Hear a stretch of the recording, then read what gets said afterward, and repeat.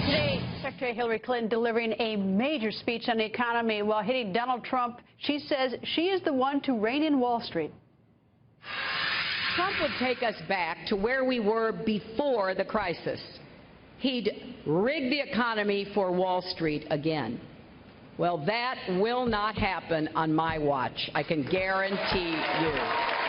We can't ever let Wall Street wreck Main Street again. Hillary Clinton crashes the banks every time he opens her mouth, and yet she made $21 million in 2 years making speeches to those very banks that she trashes every day. Now, you tell me there isn't some kind of a game being played here? What do you think would happen if we could successfully inform all of these Democrat voters that she and her husband and the entire Democrat Party are in bed with these bankers, and contrary to the Democrats ravishing these bankers and keeping them honest and all that, that they're in bed with them? And it's not just Rush Limbaugh who doesn't believe her. A brand new Quinnipiac University poll of the three major swing states, Florida, Ohio, and Pennsylvania, asked, do you believe Secretary Hillary Clinton will try to rein in the power of Wall Street? And the majority in each state says she won't even try. Co-host of The Five and author of the soon-to-be new book, Wake Up America, Eric Bolling, goes on the record. Nice to see you, Eric. Congratulations on the new book coming out next week. Thank you very much, Greta. Great to see you as well. So, yeah, okay. Go ahead. You want to ask me, or should I just riff on this? This is incredible what she's doing.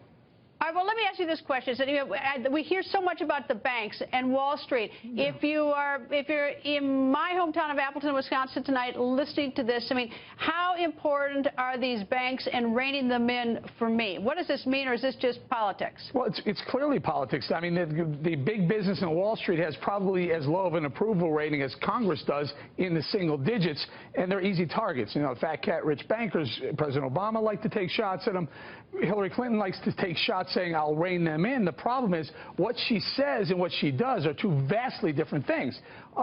Take the three areas. Rush mentioned speeches. We know she makes millions on speeches from Wall Street. The other area is over the course of her career in campaigns, of the 5 top donors in her campaigns, be it Senate, President, whatever campaign she's run, 3 of them are Wall Street firms.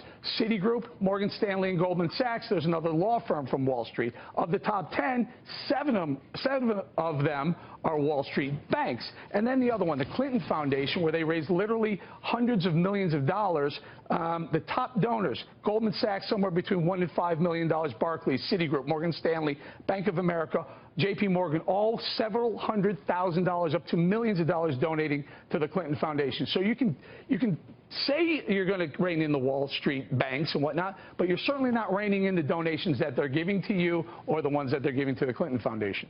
All right, I can see the hypocrisy of that, of going after them and saying they're horrible demons at the same time, taking money from them or giving speeches for them. What I don't understand is that, go back to my original question, is that, if you're just sitting here watching, are these big banks demons? Are they destroying our economy?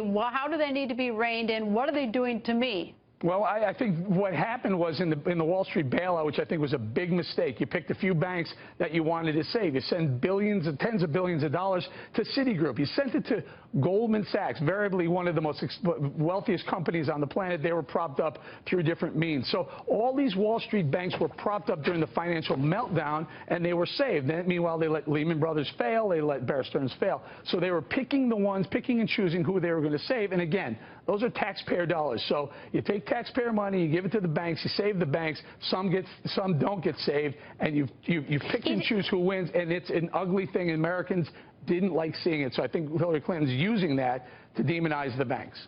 I guess I have some sort of a view that the banks in some ways is like Vegas. They gamble and they don't have a whole lot of product, in the sense that, like, they don't make anything. They move money around. I mean, what are they making? They're making very small numbers, but here's a point. Well, here's what we've done. No, but I mean, like, what do they make for the American people? Oh, they make liquidity. They make loans. They make, let's say someone has a great idea for business. They say, I don't have enough money to start this business. You go to the bank and say, can I? Well, you can, but you have to pay an interest rate. Here's the bigger problem with the banks. And I come from that world. The bigger problem is we're literally transferring trillions trillions of taxpayer dollars from our hard-working Americans to the Wall Street in the form of zero interest rates. In other words, we let a bank borrow from the government at zero. Then they take all that money and they loan it to you and me at 3, 4, 5, sometimes 6% for a car, a house, or a business loan, and they're making the difference. Basically, hardworking Americans are financing the bank's bottom line, and that is where people can say, I hate what they're doing at Wall Street, pointing the finger at them, but do that, and that's fine, but then don't take literally tens of millions of dollars from them. All right, let me just hold this up in case people haven't seen it. 1 week from today. Thank you, Eric, for joining us. Thank you, Greta. Great to be here.